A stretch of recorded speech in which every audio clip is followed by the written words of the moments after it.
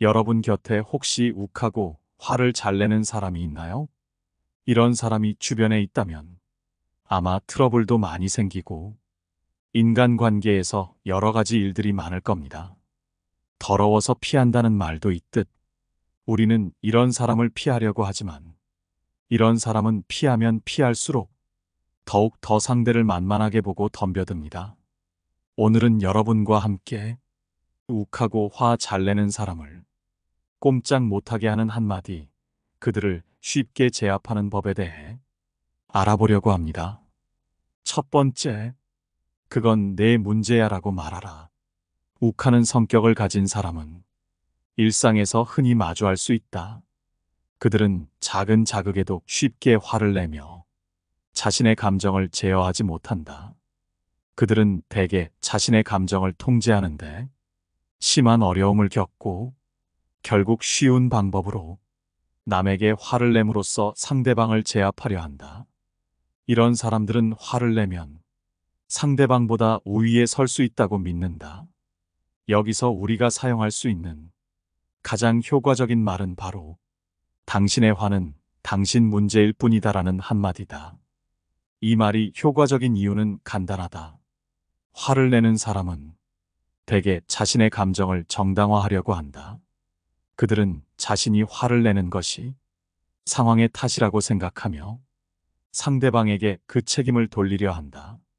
그러나 당신의 화는 당신 문제일 뿐이다라는 말은 그들의 감정이 그들 스스로의 문제임을 상기시킨다. 이는 그들에게 불편한 진실을 직면하게 만든다. 그들은 더 이상 외부에 책임을 돌릴 수 없게 되고 자기 자신의 문제임을 다시 한번 깨닫게 된다. 예를 들어 친구가 당신의 사소한 실수를 이유로 크게 화를 낸다고 가정하자. 이때 친구의 화를 그대로 받아들이고 방어적으로 변명하거나 사과한다면 친구는 자기가 맞고 당신이 틀리다고 생각할 것이다. 하지만 내가 화난 것은 그냥 내 문제야라고 말한다면 친구는 그 말을 듣고 당황할 것이다. 왜냐하면 그 순간 그는 자신의 화가 더 이상 합리화될 수 없다는 것을 깨닫기 때문이다.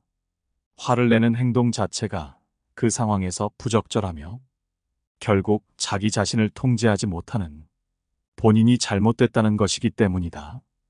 여기서 중요한 것은 이 말을 사용하는 사람이 감정적으로 흔들리지 않고 차분한 어조로 말하는 것이다. 욱하는 사람은 상대방이 감정적으로 반응할 때 더 큰 화를 낸다. 그러나 차분하고 이성적인 대응은 그들의 화를 무력화시킨다.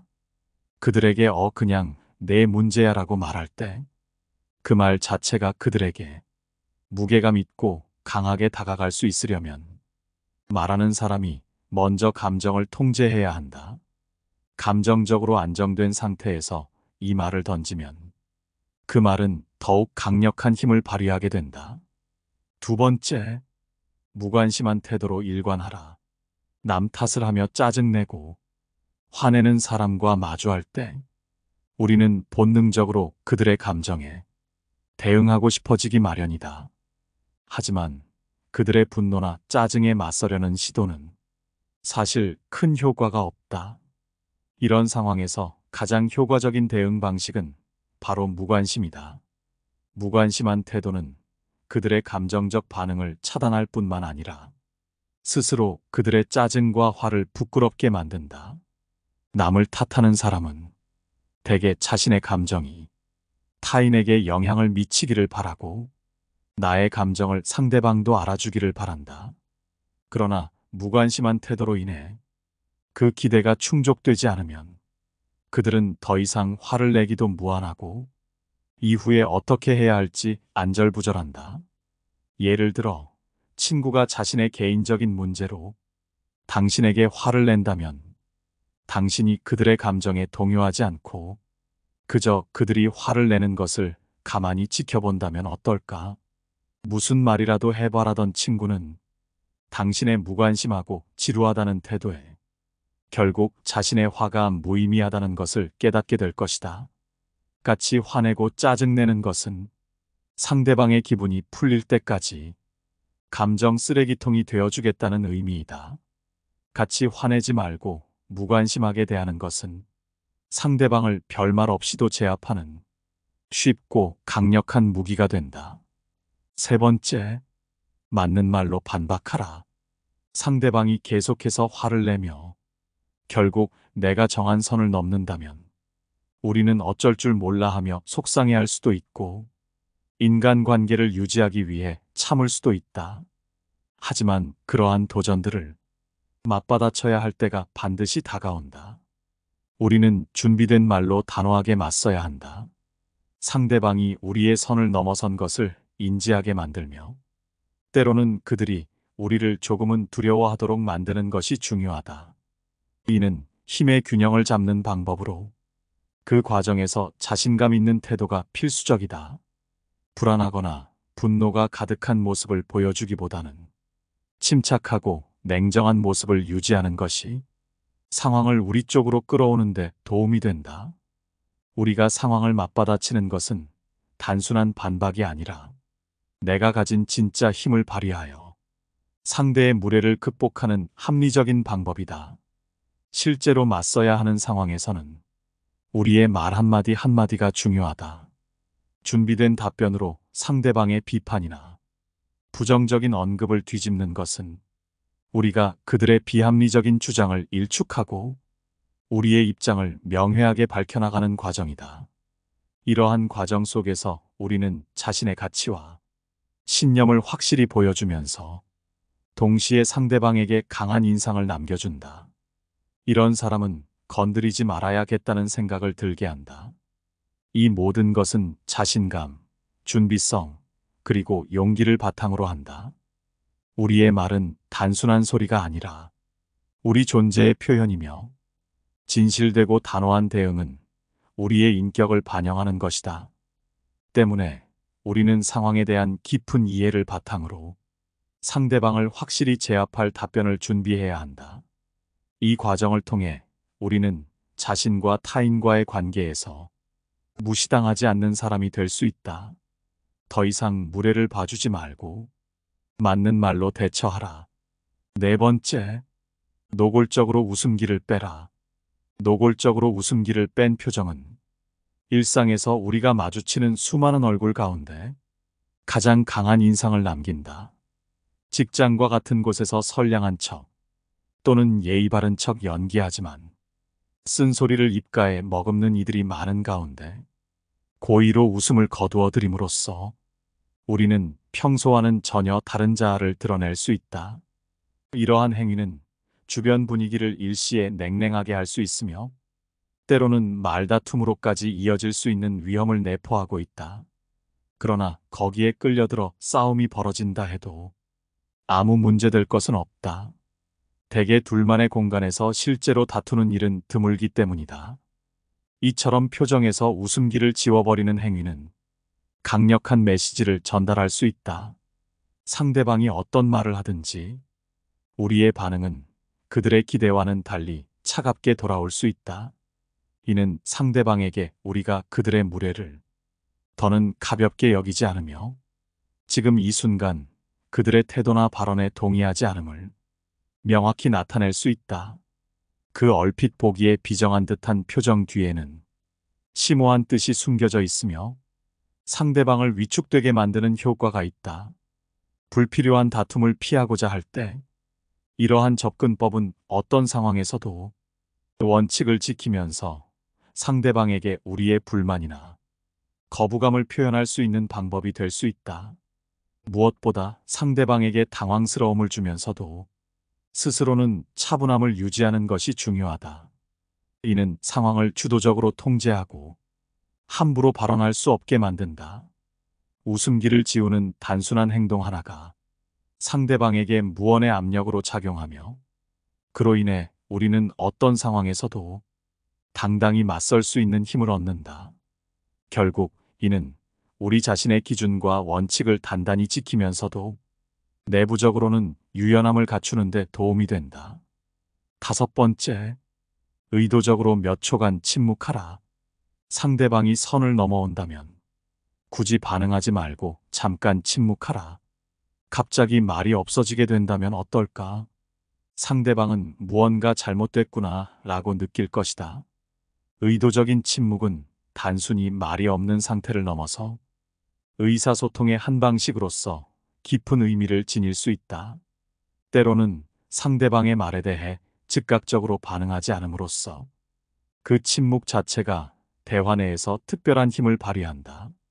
이러한 침묵의 순간은 상대방에게 우리가 그들의 말을 단순히 듣고 있지 않을 뿐만 아니라 심도 깊게 고민하고 있음을 암시한다. 이때 상처를 준 이의 눈을 직시하며 2초에서 3초 사이의 침묵을 유지한 뒤 살짝 웃음을 지어 보이는 것은 그 자체로도 강력한 의사소통 방식이 될 수 있다. 그 후 다른 사람을 바라보며 전혀 다른 화제로 대화를 전환함으로써 우리는 그 상황을 우아하게 지배하게 된다. 이 같은 침묵을 통한 반응은 상대방을 놀라게 만들며 그들로 하여금 그들의 말이나 행동에 대해 다시 한번 생각해 보게 만든다. 주변 사람들 또한 이러한 기류를 감지하게 되고 그 결과 상황이 긍정적으로 변화하는 경우도 있다. 상대방은 이를 통해 우리가 더 이상 그들과의 대화를 원치 않음을 알게 되며 이는 종종 그들로 하여금 우리에 대한 태도를 제고하게 만든다. 침묵이 지닌 힘과 그것이 인간 관계에 미치는 영향은 의외로 강력하고 효과적이다. 특히 대화의 흐름을 조절하는 수단으로서 침묵의 역할은 아무리 강조해도 지나치지 않다. 우리가 택한 침묵의 방식은 우리가 누구와 대화를 나누는지 그리고 우리 자신이 어떤 상태에 있는지를 반영한다. 때로 침묵은 단지 말을 아끼는 것이 아닌 우리의 감정과 생각을 가장 잘 표현할 수 있는 효과적인 수단이 될 수 있다. 침묵을 통해 우리는 상대를 공경하고 상대의 말을 심사숙고하는 태도를 보이며 동시에 우리의 의견을 분명히 할 준비가 되어 있음을 내비친다. 그렇기에 침묵은 단순한 부재가 아니라 매우 의도적이고 효과적인 소통의 방식이 될 수 있다. 6번째, 그건 내 생각 아니야? 라고 말하라. 너가 답답해서 화가 나 죽겠어. 누군가 나를 비난하면서 분노할 때 굳이 사과하거나 화를 낼 필요 없이 그건 내 생각 아니야? 라고 말하면 상황이 순식간에 정리된다. 상대의 말이 바로 힘을 잃기 때문이다. 답답하다는 말에 발끈해서 답답하지 않다는 것을 설명한다면 어떻게 될까? 굳이 그래야 하는 상황이라면 주저리 그렇게 해도 되겠지만 무례한 의도로 말하는 사람에게 이런 설명은 상대의 의도를 벗어나지 못한다.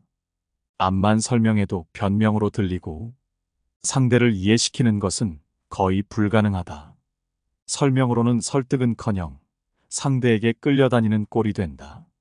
내 감정과 시간을 낭비하게 된다.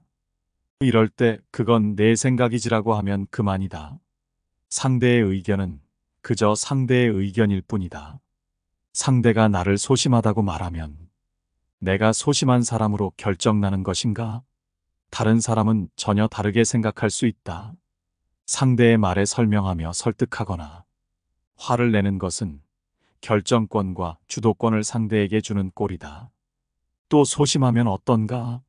나름의 장점도 많다. 괜히 상대 말에 휘둘릴 필요 없다.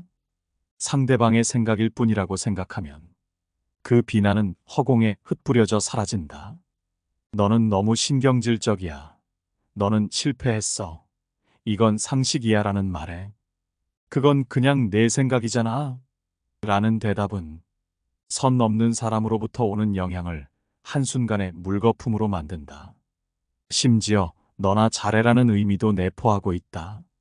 자기 의견을 밀어붙이려는 사람에게 자신을 이해시키려고 애쓰고 부인하느라 귀찮고 번거로움을 느꼈다면 이렇게 말하는 것만으로도 상대의 공격력을 무력화하고 상대를 제압하는 효과가 있을 것이다.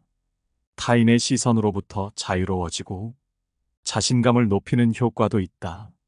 자신을 방어하고자 하는 본능적인 반응은 인간의 자연스러운 성격인 것이다.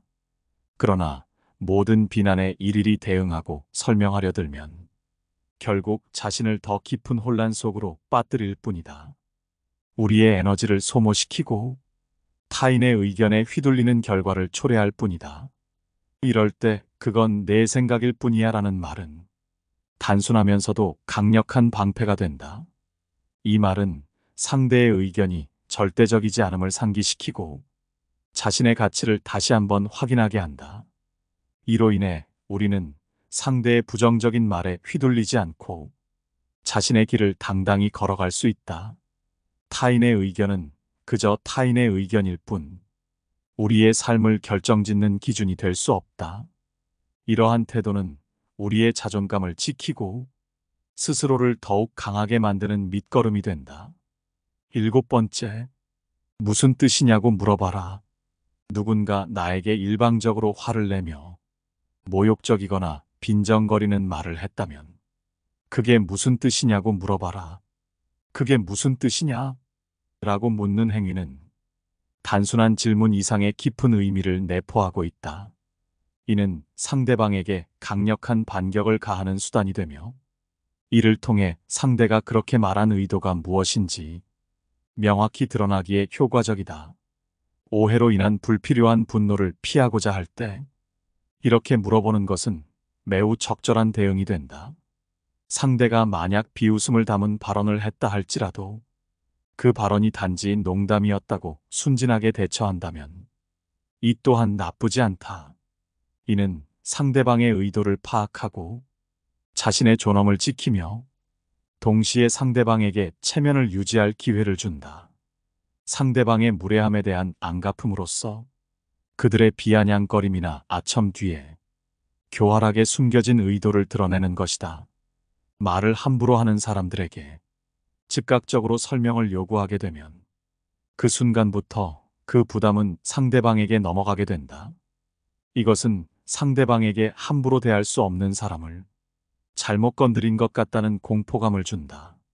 사람들과의 교류에 있어서 우리는 종종 자신의 의견이나 행동이 다른 이에게 어떠한 영향을 미칠지 깊이 고민하지 않는다. 비판이나 빈정거림을 가볍게 여기는 이들은 자신의 말 한마디가 타인의 심리에 어떠한 상처를 줄 수 있는지 고려하지 않는다. 이러한 상황에서 그게 무슨 뜻이냐? 라고 묻는 것은 상대방의 의도를 명확히 하고 그들의 무례함을 다시금 직면하게 하는 동시에 자신의 내면적 강인함을 드러내는 효과적인 방법이다. 이는 단순히 상대방에게 무례함에 대한 설명을 요구하는 것뿐만 아니라 그들의 비열한 행동이나 말에 대해 스스로를 방어하고 우아함과 지적 우위를 유지하는 방법이다. 이 과정에서 우리는 자신의 정체성을 확립하고 타인의 부정적인 에너지로부터 자신을 보호할 수 있다. 8번째, 사람 같지 않은 사람에게 쓸데없이 화내지 마라. 사람 같지 않은 자들에게 화를 내는 것은 자신에게 해가 된다. 이들에게 화를 내는 것은 아무 의미도 없는 시간 낭비일 뿐이다. 이들에게는 화를 낼 가치조차 없으며 화를 내는 것 자체가 손해이다. 우리는 이들보다 지혜롭기 때문에 사람 같지 않은 사람에게 굳이 회를 낼 필요가 없다. 그렇기에 이런 사람들에게는 감정을 통제해야 하며 감정은 이 세상을 살아가는 데 있어 가장 위험한 힘이 될 수 있다는 사실을 명심해야 한다. 우리를 흉보는 자들은 이러한 감정적 반응을 유도하여 그 상황을 이용하려 한다. 그러므로 이들의 계획에 노란하지 않고 감정에 휩쓸리지 않으며 침착하게 상황을 판단하고 대응하는 것이 중요하다. 가슴 속에서 올라오는 분노의 감정을 통제하고 냉정한 머리로 이성적인 판단을 내리는 것이 필요하다. 이러한 자들에게 화를 내는 것은 오히려 우리 자신에게 상처를 주고 상황을 더욱 악화시킬 뿐이다. 감정적인 반응은 우리의 판단력과 행동에 대부분 부정적인 영향을 미치며 홧김에 뱉은 잘못된 단어나 행동으로 인해 우리의 약점을 노출시킬 위험이 있다. 그러므로 이들이 자극하더라도 당당한 태도로 할 말을 하고 평소와 다르게 눈치 보거나 극도의 분노를 드러내지 않는 것이 현명하다. 내가 잘못한 것이 없다면 결국 내 주변의 좋은 사람들은 나를 더욱 믿어주고 곁에서 힘이 되어줄 것이다. 이러한 상황에서 우리는 자신의 감정을 통제하고 이성적인 판단을 내리는 능력을 키워야 한다. 감정에 휘둘리지 않고 자신의 내면을 들여다보며 자신의 행동과 반응을 조절하는 것이 중요하다. 이를 통해 우리는 더욱 강하고 당당한 인격체로 성장할 수 있으며 사람 같지 않은 자들의 부정적인 영향력으로부터 자신을 보호할 수 있다. 9번째, 서서히 거리를 둬라. 말 같지도 않은 말은 그저 소음에 불과하다. 우리는 주로 불필요한 소음으로부터 서서히 거리를 두려고 할 때 그 방법은 다소 절제되고 미묘한 수단에 의존하는 경향이 있다. 하지만 사람들과의 만남들을 적극적으로 피하고 공간적 또는 사회적 거리를 넓혀가는 것은 한 의미에서 우리 자신을 보호하는 행위라 할 수 있다. 만일 우리가 마주치게 되더라도 그 관계를 업무적인 것으로 제한하며 있는 힘껏 그들과의 대화를 회피하는 것이 현명한 접근일 것이다. 일터에서 우리가 사람들과의 완전한 침묵을 유지하는 것은 거의 불가능하다. 상황이 그럴 때마다 내와 같이 간단하고 단호한 응답으로 일관하며 꼭 필요한 말 이외에는 거의 대화를 나누지 않음으로써 최소한의 커뮤니케이션을 유지하자. 나를 경시하는 이들에게 내 시간과 에너지를 소비하는 것은 결코 효율적이지 않다. 그들에 의해 발생할 수 있는 모든 부정적 영향으로부터 나를 보호하기 위해 그러한 관계를 사전에 차단하는 것은 매우 중요한 일이다. 이러한 방식은 멀어지는 과정에서도 우리 안의 품위를 유지하도록 도와준다. 상대에게 불필요한 마음과 시간을 주지 않으면서 동시에 우리 자신을 진정으로 중요한 관계에 집중할 수 있는 하나의 계기를 마련해 준다. 우리의 정신적, 감정적 에너지는 한정되어 있기에 그것을 보존하고 잘 분배하는 것은 생활의 질을 결정짓는 중대한 요소이다. 결국 개인적 공간 및 정신적 평안을 지키기 위한 이러한 조치들은 우리를 더욱 성숙하고 방어적인 개인으로 성장시킨다. 때때로 자신에게 해가 되는 관계로부터 우아하게 멀어지는 것은 자신의 내면과 더욱 긴밀하게 연결되고 자신에게 진정으로 중요한 것이 무엇인지를 깊이 성찰하는 계기가 된다.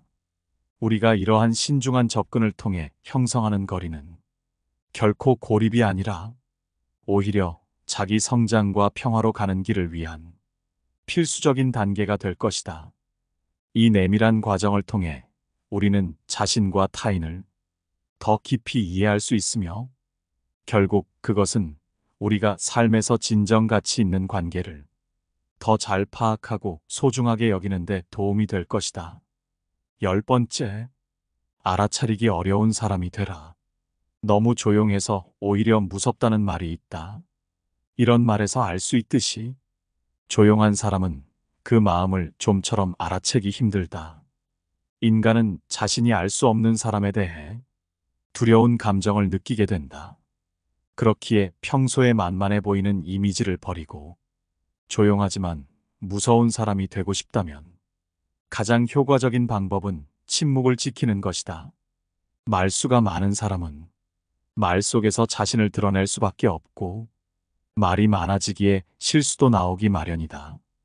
자신의 약점이 되는 부분이나 자신이 잘 모르는 것을 스스로 자백하는 꼴이 되어 상대방으로 하여금 무시하거나 만만하게 봐도 되는 상대로 비춰지게 되지만 말수가 없고 쓸데없는 얘기는 잘하지 않는 조용한 사람은 그 속을 몰라 어렵다. 이는 시끄럽고 말이 많은 사람보다 더 무서워 보이게 만드는 효과가 있다. 사람은 미지를 두려워하고 침묵을 지키게 되면 아무것도 알 수가 없기에 사람은 본능적으로 함부로 대하지 못하게 된다.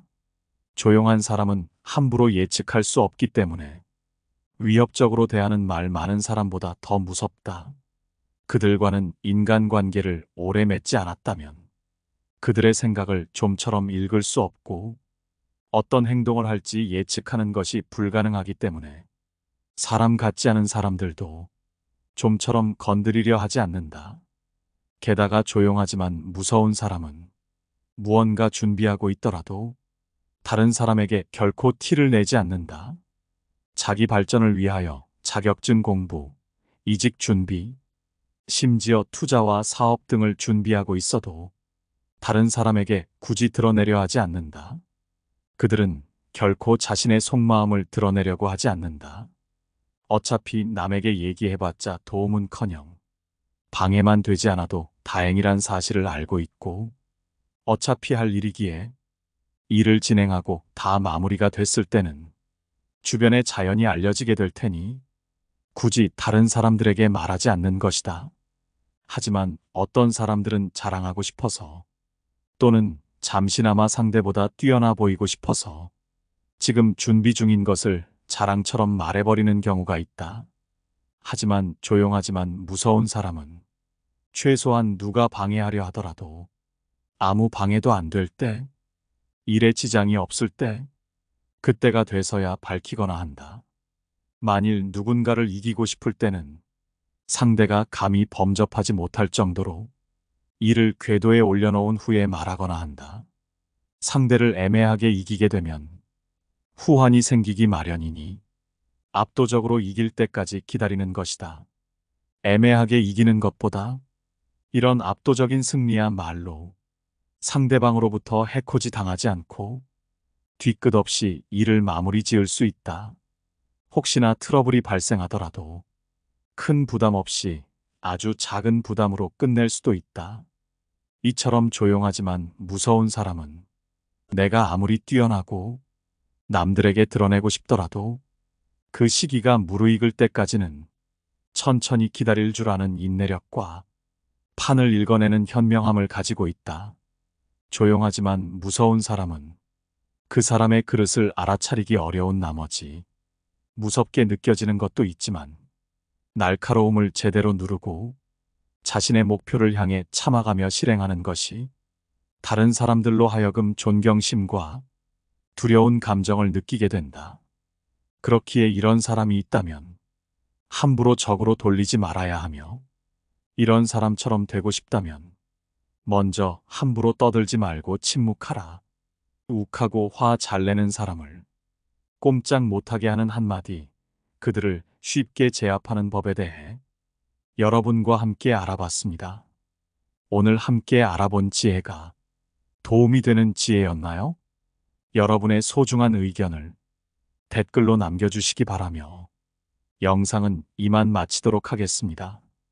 시청해주셔서 감사합니다. 깨달음의 광장입니다.